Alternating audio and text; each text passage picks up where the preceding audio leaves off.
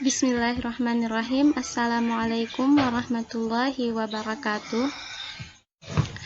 Alhamdulillahirabbil alamin. Wassalatu wassalamu ala asyrafil anbiya'i wal mursalin sayyidina wa maulana Muhammadin wa ala alihi wa ashabihi ajma'in. Amma ba'du. Awalan, hayya bina nashkurallaha ta'ala azza wa jalla alladhi qad a'tana as-sihhah wal 'afiyah hatta nastati' an nadrusa ma'an walau kana bi wasilatil internet fi YouTube. Thaniyan, nusalli wa nusallimu ala khairil anam Muhammad ibn Abdullah sallallahu alaihi wasallam alladhi yakhrujana minaz zulumati ila an-nuri bi'izni rabbih.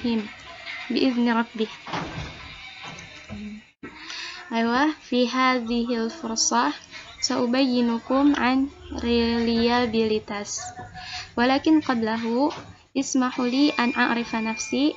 Ismi Santi, ana talibatun fi Ma'hadil Ali li Ulumil Quran Al-Muntai min mustawal khamis fi qismi ta'lim al-lughatil arabiyyah. Qad sanatu hadha al-video lintihai duratud dirasiyah ihsa'atut ta'lim limtihanil akhir mustawa alladhi qiyaduhu Muallim Doni Ahmad Ramadhani MPDI. Liusahhilani fil bayan wa litashilakum li fahmi sa'ubayyinukum bil lughatil Indonesi.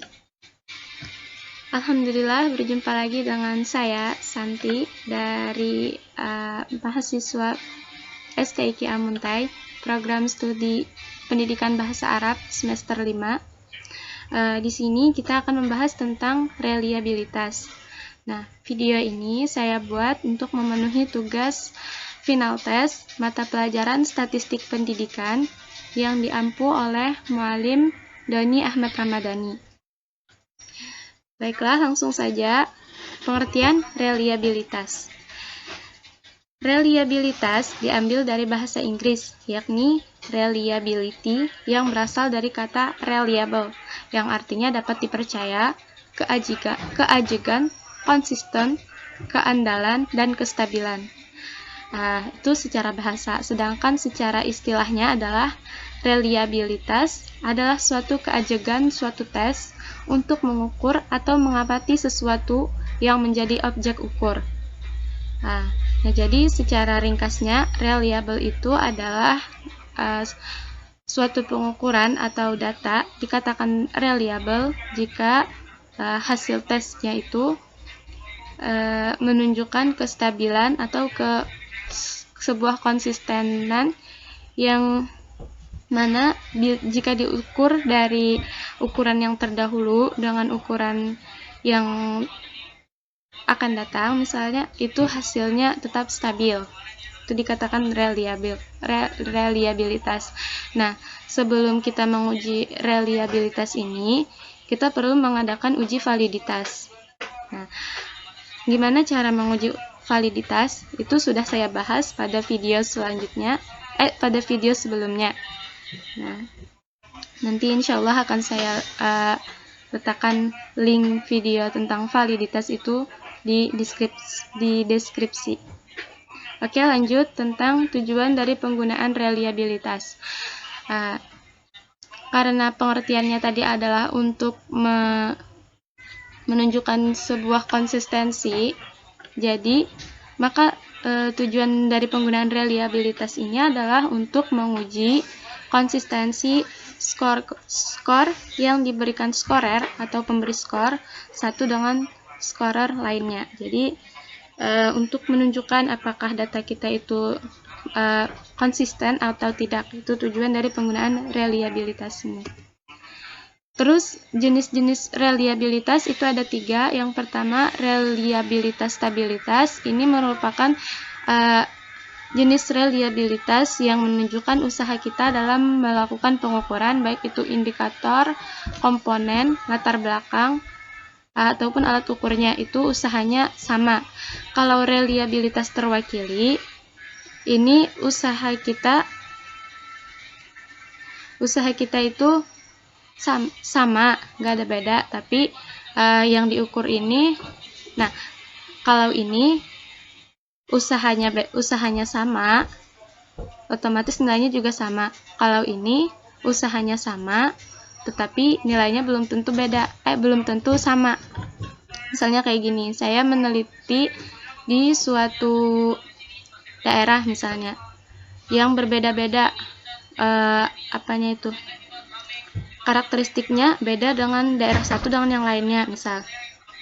Nah, tetapi menggunakan alat ukur yang sama, metode yang sama misalnya, terus latar belakang yang sama, tetapi hasilnya beda. Kalau ini hasilnya sama karena latar belakangnya itu sama juga. Nah, sedangkan reliabilitas seimbang ini adalah alat ukurnya kemungkinan beda dari satu waktu ke waktu yang lain, tetapi hasilnya kurang lebih sama. Nah, jadi kalau ini secara singkatnya ya, kalau reliabilitas yang ini, yang stabilitas ini pengukurannya sama, latar belakangnya sama, hasilnya pun juga relatif sama. Kalau ini hasilnya belum tentu sama antara satu dengan yang lain. Nah, tapi kalau ini seimbang, pengukurannya beda, dari yang aspek-aspek yang diukur itu beda, baik indikatornya misalnya beda, tapi nilainya itu masih bisa konsisten lah, dikatakan konsisten. Jadi gitu. Nah, lalu langkah-langkah pengujian reliabilitas menggunakan SPSS. Di sini kita langsung praktek saja ya. Jadi saya menjelaskannya langsung praktek. Pertama-tama kita buka dulu kita harus buka aplikasi SPSS-nya terlebih dahulu. Nah, ini adalah tampilan halaman awal untuk SPSS setelah kita buka. Langkah pertama adalah kita lari ke variable view. Nah, di sini ada beberapa kotak, tapi yang perlu kita isi terlebih dahulu itu adalah nama. Anggaplah kita punya 7 item di sini. Terus aja dulu item 1, ntar item 2, ntar item 3, ntar atau lagi item 4, ya, ntar lagi ini item 5, ntar lagi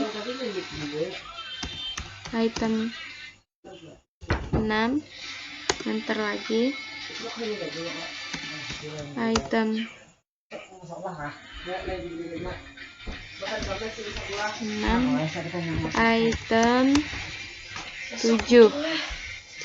7. Nah, lalu kemudian yang kita perhatikan selanjutnya adalah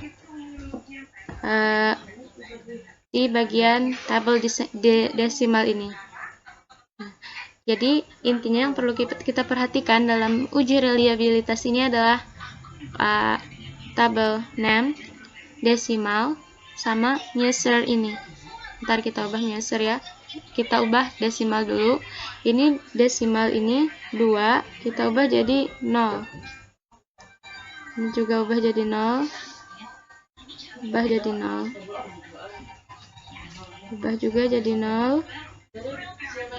Terus lagi ubah jadi 0, ubah jadi 0, ubah jadi 0. Nah, terus di measure ini dari unknown ubah jadi scale. Kenapa jadi scale? Karena yang kita ukur datanya itu nanti berupa angka. Jadinya yang diambil itu adalah scale. Nah, oke, setelah selesai di sini, ini sudah selesai ya. Yang kita perhatikan tadi cuma nama, desimal, sama measure atau pengukuran ini. Udah, yang lainnya kita abaikan. Terus kita lari ke data view. Nah, di data view ini kita bisa memasukkan angka-angka berdasarkan data yang telah kita teliti. Di sini saya sudah menyiapkan datanya dan sudah saya copy paste sebelumnya. Tinggal saya sudah saya copy tadi sebelumnya, tinggal saya paste di sini. Ctrl V.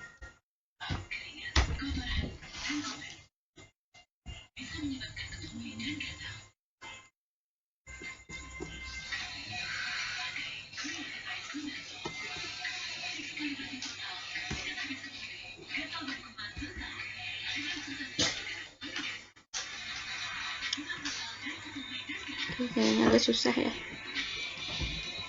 Coba kita isi manual aja, 2, 3.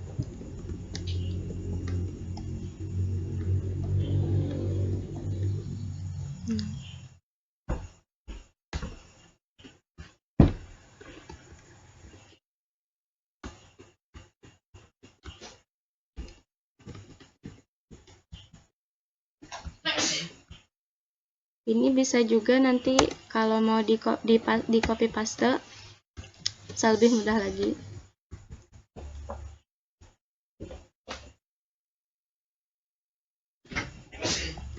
Ini karena datanya belum ada, jadi nomornya acak saja.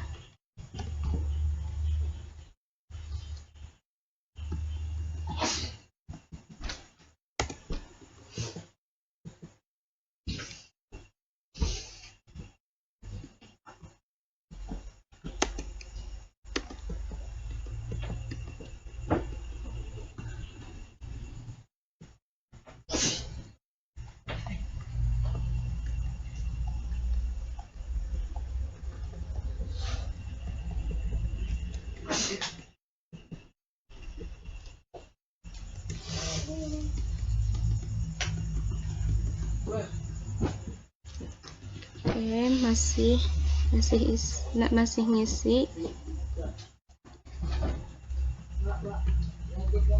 Ini biasanya sampai 20 ya. Ini kita sudah ngisinya sampai 10. 10, 11, angkanya terserah, soalnya belum ada penelitiannya.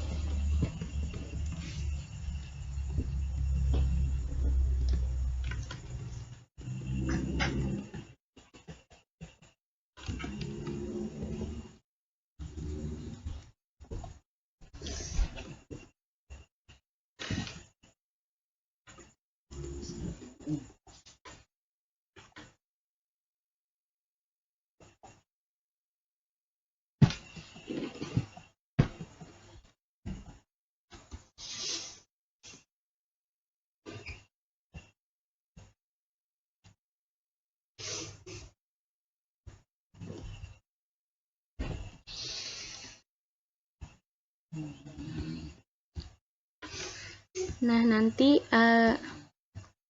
suatu data itu dikatakan reliable jika nilai Cronbach alpha-nya itu lebih dari 0,60.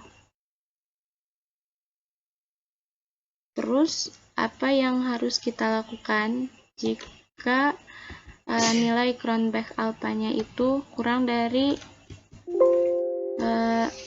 0,60?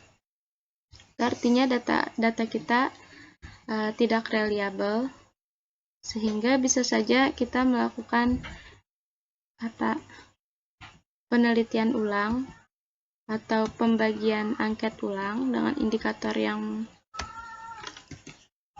mungkin berbeda. Nah, di sini sudah selesai. Kalau sudah selesai mengisi datanya seperti ini, langkah selanjutnya adalah kita klik Analyze. Di Analyze ini kita pilih Scale. Di Scale, kita klik Reliability Analysis yang ini. Klik. Nah, terus item dari item 1 sampai item 7 yang ada di kotak sebelah kiri ini kita pindahkan ke kotak sebelah kanan. Caranya gimana? Tinggal kita blok Ctrl A, lalu pindahkan di panah sini. Udah terpindah, lalu klik statistik di bagian atas. Beri tanda klik Scale if item nuled. Klik Continue. Klik OK. Nah, nanti hasilnya itu akan muncul seperti ini. Nah, ini hasilnya. Nah, ini. Nilai Cronbach alpha-nya itu, tadi data kita dikatakan valid jika nilai Cronbach alpha-nya itu lebih dari 0,60. Kalau ini, nilai Cronbach alpha-nya kurang dari 0, kalau yang ini nilai Cronbach alpha-nya adalah 0,26. Berarti data kita ini tidak reliable. Mungkin itu saja yang bisa saya sampaikan di pertemuan kali ini. Salah hilaf mohon maaf. Sampai jumpa pada pertemuan berikutnya. Iya.